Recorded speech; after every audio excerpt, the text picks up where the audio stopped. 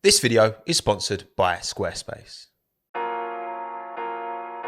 Welcome to Formula One in 2022. My name is Tommo, and today I'm going to make it my aim to explain what's going on, give my preview to the 2022 Formula One season, because there is much change afoot. Scripting this one, it turned into a bit of a monster, so I'm going to break this into two parts. This is part one, where I'm talking about how 21 finished, why there's changes for 2022, and what those changes are going to be. And then part two, I'll look at the drivers and the teams specifically and give some very, very early, very sus predictions, essentially, because there's nothing to go on right now. I am so confident that 2022 is going to be the year for Formula One. Look, 2021 set it up perfectly, didn't it? The title battle came down to the wire. I'm sure Netflix will have an absolute field day. There is no way Netflix can cock up Drive to Survive. There's so much drama. They don't need to manufacture any. Come on. Over the 22 races, it was one of the greatest Formula One seasons probably of all time. And even though it ended in pretty farcical circumstances, like it or not,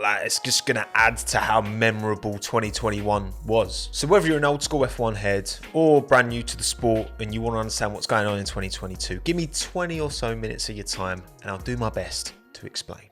So let's start by covering what happened last season and why that set up things so perfectly for this year. Because look, in sport, narratives and storylines can often cover generations, decades, not just single years. But 2021 squeezed the most intense top-end driver rivalry we've seen for a very long time. Not just between Max Verstappen and Lewis Hamilton, but between Red Bull and Mercedes. Max Verstappen won his first World Drivers' Championship, beating seven-time championship winner Lewis Hamilton in incredibly controversial circumstances. We all know this. But over the course of the season, they came together many times. It looked like Max had the advantage, then it looked like Lewis had the advantage, then Max, then Lewis. It kept changing, which made it so compelling throughout the entire season. There was very little points between them at any particular stage. It was like 35 points, I think, the maximum gap between the two of them at any point. I know this term gets used a lot, but you could not write it. If you wrote it, you'd be like, that's not realistic. That's not realistic for it to come down to the wire like it did, but it did. And the powers that be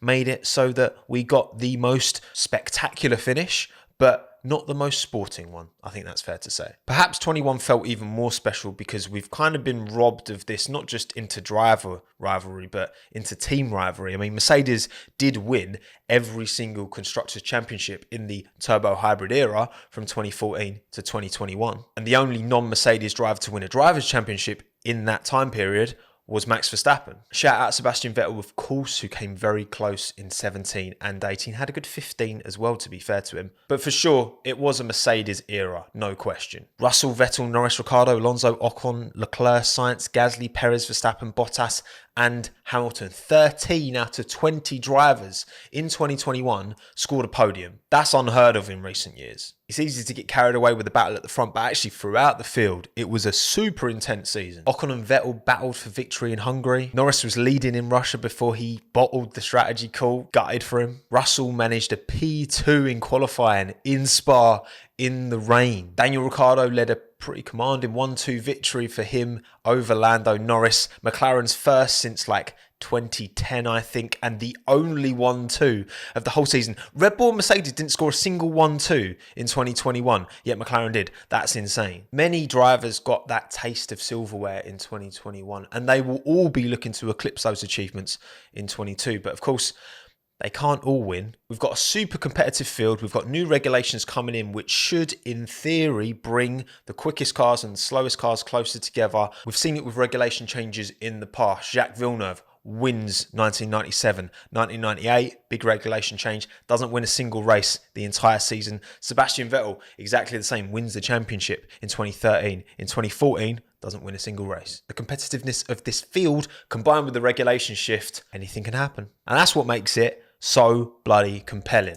But before we get onto that, let me take a minute of your time to talk about today's video sponsor, Squarespace. Squarespace is the dream all-in-one platform if you're looking to build your very own website, whether that be a blog, an online store, your portfolio. Doesn't matter, Squarespace can help you out. All drag and drop functionality. It's an absolute breeze to use. I've been using them for years and I'd recommend you do too. It's free of charge to use in the first place to get used to the program, have a play around with it. It's only when you want to put that finished website live to the world that you have to pay pay anything. And when that time comes, use the discount code TOMMOF1 or click the link in the top line of the description down below for 10% off your first website or domain. Thank you, Squarespace, for your continued support of this channel. Honestly, I couldn't do it without them. Thank you for giving the time to watch this ad read. Now let's get back to the video. Why are they bringing a whole shift to the regulations in 2022? Regulations that were actually initially planned for 2021, but of course the virus got in the way of that. Well, don't let 2021 cloud your perspective of the entire turbo hybrid era, because it hasn't been anywhere near as competitive as I think most fans would like to see. The initial change for 2014 made the cars a bit slower, a bit easier to drive. Then in 2017, they tried to remedy that, make the cars quicker. The problem was it made the cars very, very, very fast, but very, very unable to pass. Great for hot lapping, terrible for racing. The super complicated wings, barge boards, floors, all these external aero pieces kicked off a ton of messy, dirty air, as it's called, from the back of these huge cars, remember, as well. Like, they're way bigger than they used to be back in like the mid 2000s. Now, obviously, all these super complicated external aero pieces were there for a reason, because they help the cars go quicker. The problem is you're reliant on that external air coming onto the car being nice and calm, nice and chilled. But as soon as you get, even within like 5-6 seconds of a car in front, you're getting their sloppy seconds. You're getting their filthy air from the back of their car. And because the wings are so crazy and weird, like, the air that's getting chucked out the back is dirty. It's nasty. It's wrong. You don't want to be driving through that, man. This is definitely not how the race explains dirty air. But this is what you're here for, okay? I am me. I'm sorry. Like, picture the scene, right? You're at a swimming pool, right? Your local pool. You're in there on your own. You're doing your little breaststroke. Head bobbing down, maybe under the water if you're feeling kind of confident, right? Then imagine some twat jumps in front of you, starts doing front crawl, kicking up loads of water in your face, and you're behind. Come on, you're not going to operate at optimum performance. You doing your little breaststroke. It's not going to work, is it? The 2017 changes, I mean, I get it. Like, they wanted to make the cars quicker, but it just completely compromised the racing even more than the cars beforehand. But F1 did acknowledge that and try and make some changes. So, for example, in 2019, the front wings were massively simplified. You look at 18 versus 19, very, very different. You had lots of other little changes as well, like even in 2021, they reduced the floor cross-section as well, although maybe that was just to hurt the Mercedes, who knows. But even with these small adaptations, fundamentally, the cars still really struggled to follow. And without DRS, let's be honest, without DRS, there would be no overtaking in this modern generation of Formula One. And we never used to have DRS. We never used to be reliant on it. So what do we want? Do we want actual overtaking, or do we want this kind of push to pass system that we've had for the last over 8 years? Because actually DRS predates this turbo hybrid era as well. And I feel like fans have been calling for this change for years. Because yes, okay, yeah, a car's 5 seconds a lap quicker, but when you're watching on the telly or even in person there, like, that's not really something you're going to be able to see. I don't think you get value from the cars being 5 seconds a lap quicker versus having more overtakes. You get way more value as a spectator, and I'm sure as a driver as well, because surely you'd rather be able to battle than be able to do slightly quicker hot lap times. Come on. As Michael Massey would say, it's a motor race, not time attack. He didn't say that second bit, but the first bit he definitely did. But yes, to summarize, generally speaking, this turbo hybrid era, partly because of the Mercedes dominance, partly because of the lack of overtaking, has been a pretty stale time for Formula One. 2021 was great, but that was like a cherry on a pretty mouldy cake. So that's the problem. What's new for 2022 to try and remedy this? Well, first of all, let's talk about King, which is cash, of course. Let's talk about money. Unlike most Formula Motorsports, where there is the same homologated chassis and, engine a lot of the time that everyone uses, F1 is different. It always has been. All the teams are given these rules and then they create and build their own chassis. They can use different engines, all that good stuff. That, for me, is fundamentally part of Formula One. It is a team sport. Yes, the emphasis is on these 20 individuals jumping in the car, but there's so much more to it. But historically, there's been no limit really on what the teams can choose to spend. So the best teams, the best funded teams, Mercedes, Red Bull, Ferrari, all the big guns have been chucking literally over 3 times as much money at their cars as the smaller teams. With all that additional personnel, all that additional wind tunnel, aero, CFD, all that good stuff that makes a good modern F1 car. No wonder the smaller teams don't even come close. And those drivers for those smaller teams don't get an opportunity to fight. Because again, let's be real. Ocon only won the Hungarian Grand Prix because Bottas wiped everyone out and Stroll as well. And Hamilton made the wrong tyre call at the start. Gasly only won in 2020 because Hamilton drove into the pits when he shouldn't have. Even in 2021, Ricciardo, I think he probably would have got caught by Hamilton at Monza and probably not got the win. To be fair, that McLaren victory, that 1-2, was the most on-merit victory for a team that isn't Ferrari, Red Bull, Mercedes that we've seen in F1 for a very long time, I think. But anyway, back to the money. To remedy this issue, essential version, like financial fair play has kind of been brought in to F1. There is a budget cap. It's 140 million in 2022, going down to 135 in 2023. And bear in mind, the big teams, like they used to chuck about 400 million a year at the sport. So 140, that's about a third. Technically, this budget cap did actually come in last season in 2021 at 145 million, but it had very little impact, mainly just because like the cars carried over so much from 2020, plus everyone's money and resource and focus is on 2022 anyway. So 21 was never going to be massively affected by the budget cap coming in then. But obviously the earlier you bring it in, the earlier you will eventually see things start to change, hopefully. It will take time. We need to remember this. We can't expect 2022, all of a sudden Williams and Haas are going to be at the top. Like, that's not going to happen because these new regulations were announced way back in 2019. The teams would have known before the US Grand Prix in 2019 that these new regulations were dropping. So the bigger teams would have just been chucking like money left, right and centre.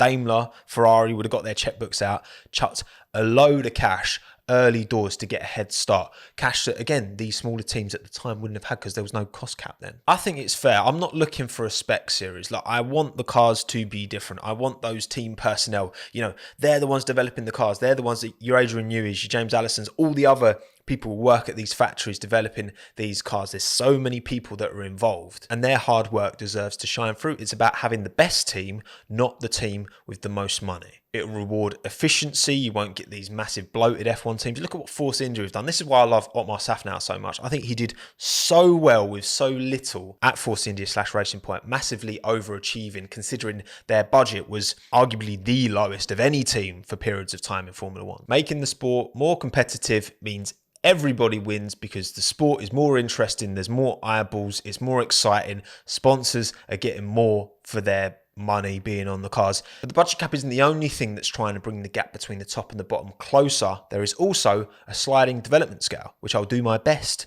to explain. Basically, the higher you finish in the constructors' standings, the less wind tunnel / CFD time you will get for the following season to develop your car. You know how like in touring cars where, you know, you'll finish well in one race and you'll get ballast for the next. It's kind of like development ballast. So it's not actual ballast in the car. I wouldn't like that, but it is ballast in terms of how much time you can spend developing next season's platform. And the development range is pretty substantial, to be fair. So for 2022, the highest finishing constructor, so Mercedes, because they won the Constructors' Championship in 2021, will get 70% of the base level CFD wind tunnel testing time. The lowest finishing constructor, so Haas, of course, who didn't score any points, will get 115%. That equates to 28 aero testing runs for Mercedes, 46 for Haas. So Haas will have 64% more wind tunnel CFD time than Mercedes will in 22. That is a lot. Then 5% increments will split the team. So Red Bull gets 75%, Ferrari 80%, McLaren 85%, etc., until you get to Haas with 115. Now, look, obviously you still need the personnel there to maximize the use of this time. And obviously Mercedes are serial winners. They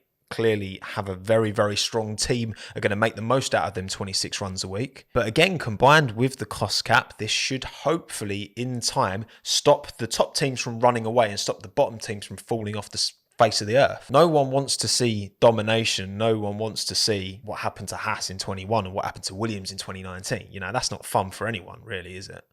We haven't even talked about the cars yet. So let's do that now, shall we? Again, we had our first glimpse of the new cars at the 2019 US Grand Prix before seeing a full-size model rolled out at the 2021 Silverstone British Grand Prix. Whether you like the way it looks or not, we can all agree it's very different. I think the cars look really cool. I like the way the cars look. I thought the launch livery was absolutely vile. I'm not going to lie. I saw it in person as well. I was at Silverstone last year and it looked grim. But if you can look past that, I think there's loads of potential for the liveries on these new cars to be banging. So what is different? Well, you've got massively simplified front and rear wings, wheel covers over the rims, you've got no barge boards at all anymore, and you've got these little wings poking out over the front tyres as well, which looked a bit weird at first, but there is method to the madness. All of these changes are designed to make the air that's kicked off of the back of the car way less turbulent. So again, if you've got loads of super intricate, detailed barge boards, that's going to make the air do some madness when it kicks off the back of the car,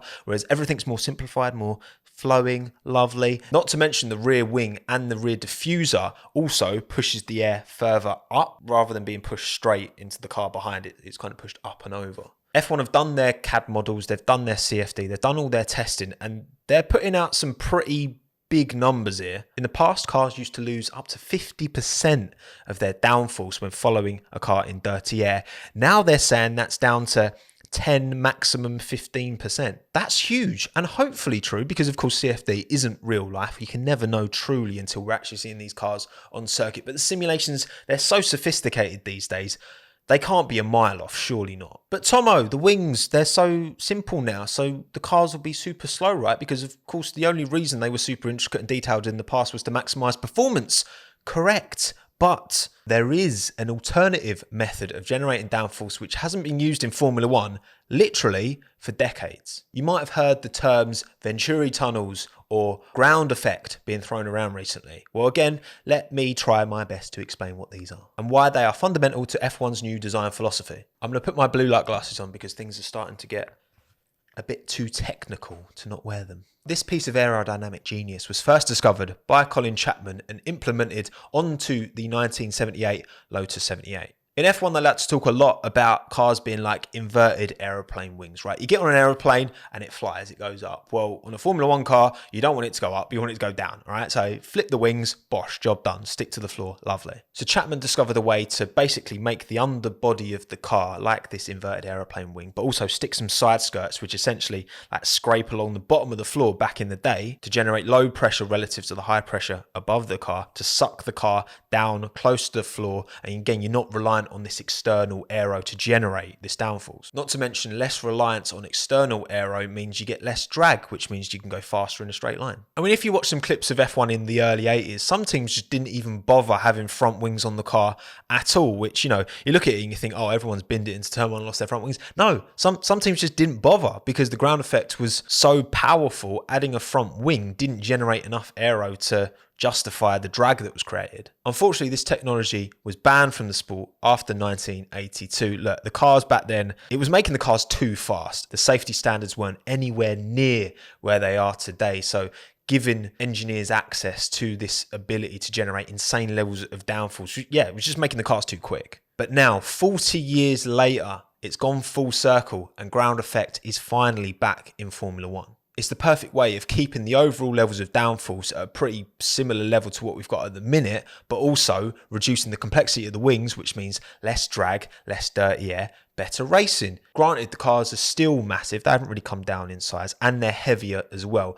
But to be fair, most of that is to do with safety, and safety standards have to be front and center of F1's thinking ultimately. But by the sounds of it, I mean, they were thinking at the start the cars might be, 2, 3, maybe even 5, 6 seconds a lap slower. Now they're saying teams think they've made the cars pretty much as fast as they are now. So surely everybody wins. We're putting a lot of faith in Pirelli as well, don't get me wrong, to now these 18-inch tyres. Again, the reason these tyres are bigger is in big part because, you've got the wheel covers now. Wheel rims kick off a lot of dirty air. You look at these janky Tesla wheels that you can get, like they look ugly, but actually I think they can add like a good 20 miles to your range. It is a big departure from the 13-inch rubber. It's going to be a different challenge for the drivers as well because the feel is going to be totally different, but everything seems to suggest and seems to indicate that from 2022 onwards we will get more competitive racing. They are keeping DRS to start with on the rear wings of these new cars. Honestly, I'm hoping that we get about midway through the season and they're like, we don't actually need the DRS. Like, there's too many overtakes. DRS was brought in to remedy a problem. Hopefully these new regs have solved the problem and get back to some old-fashioned racing. Now onto the circuits. In 2022, we will be visiting 23 tracks, 23 races, more than we've ever had in a Formula One season before. I'm going to take these glasses off now because this is less nerdy. Over 5 continents, March 18th to November 20th. We've got behind closed doors pre-season testing in Barcelona at the end of February. There's going to be some leaked imagery, surely, that's going to come out of that. Please, someone, if you're in Barcelona, buy a drone. I take no liability, I'm just making a suggestion. But then in March, we will see the cars for the very first time at Bahrain pre-season testing, and the first race is in Bahrain as well. Gone is Australia as the season opener, which I'm pretty sad about. I used to love when the drivers go down the river in the little boat and then wave to everyone. Daniel Ricciardo's always happy and always it up because he never has a good Australian Grand Prix apparently. But I do like Bahrain as a circuit. I think it is a worthy season opener as a track, no doubt. Then we're back to Saudi Arabia where it all kicked off in 2021 for race 2. So we haven't got long to wait for that again. Round 3 is in Australia, back at Albert Park. A changed up Albert Park as well, made a bit quicker. Maybe again they're thinking of these new regulations, making these cars more overtakeable. Is that even a word? Imola, round 4, and then round 5, Miami, the debut race at the Hard Rock Stadium circuit. I don't even know what it's called. It's around Hard Rock Stadium. I'm really excited for that one. I know it's essentially an old car park and there's no undulation changes, but the track itself, I think, looks pretty good. Spain, Monaco, Azerbaijan next, followed by a return at long last, round 9, the Canadian Grand Prix. My favourite track. We should be there, me and Hannah. We've got tickets. Fingers crossed it goes ahead. We're getting married 2 days after the race in Canada, hence why we're going. Virus, if you ruin this for me again, because we've already pushed it back once, I swear to God, don't you bloody dare. Then back to Europe with the British, Austrian, French, Hungarian, Belgian, and Dutch and Italian Grand Prix, rounds 10 to 16. We will see Spa's new reprofiled Eau Rouge Raidillon area, which, you know what, like, something had to change. Do I think that was the right change? Maybe, maybe not. Hard to say. I'm looking forward to seeing it regardless. It'll be a bit slower through there, but it will still be super uphill. It'll still be really good. But gone are the days of flat out, which I don't really have a problem with because I know a lot of the drivers actually said in these modern cars, it wasn't even a challenge anymore. Kind of like 130R at Suzuka. That used to be an actual corner. Now it's just one-handed Charles Leclerc holding onto his wing mirror. Round 17 is our final visit to the Sochi Autodrome before the Russian Grand Prix moves to Agora Drive from 2023. I'm not going to miss you, Sochi. I know it was a really good race in 2021, but that was only really because it rained. Then we've got 2 absolute corkers that I've missed, Singapore and Japan. The street circuit under the lights, the humid hell that is Singapore, followed by the undulating, iconic, sweeping goddess that is Suzuka. Then we hop back to North America, round 20 at COTA, round 21 in Mexico, and then down south for the penultimate round at Interlagos in Brazil. Do I think Interlagos should be the season finale? Yes. Could it end up being the season finale? Maybe it's the second last race, so someone could get a title wound up by then, maybe. And then last but by no means least, Abu Dhabi, which, you know what, I think they have improved the circuit. I actually quite like Abu Dhabi now. I know it's not Interlagos, but it's got its own vibe, it's got its own angle, which I appreciate. I quite like Abu Dhabi. And it certainly delivered the entertainment factor last time out, didn't it? And then to wrap up part 1, let's quickly talk about the format of the season for 2022. Sprint races are, of course, set to be back. No surprise, really, because all of the races that had sprint races, I think they gave a better product to the fans who actually went because they saw competitive running on the Friday, Saturday and Sunday. And also they generated a lot more eyeballs. There's too much money on the table for sprint races to not be a thing going forward. Whether you like them or not, a competitive Friday, Saturday and Sunday session is going to happen. So we need to make the best of whatever it is. Of course, you're way more likely to watch qualifying on a Friday than you are FP2. Granted, I know a lot of people work Fridays and you're going to have to miss quali, which sucks. But ultimately F1 is going to go for the numbers. That's what they're going to chase. They're a business. That's what they're going to do. Although what I will say about sprints is at the time of recording right now, there is a bit of a stalemate apparently going on. Zach Brown talked about this in his Reveal All blog. He went in on that blog. It's like almost 3,000 words of just slam dunks, mate.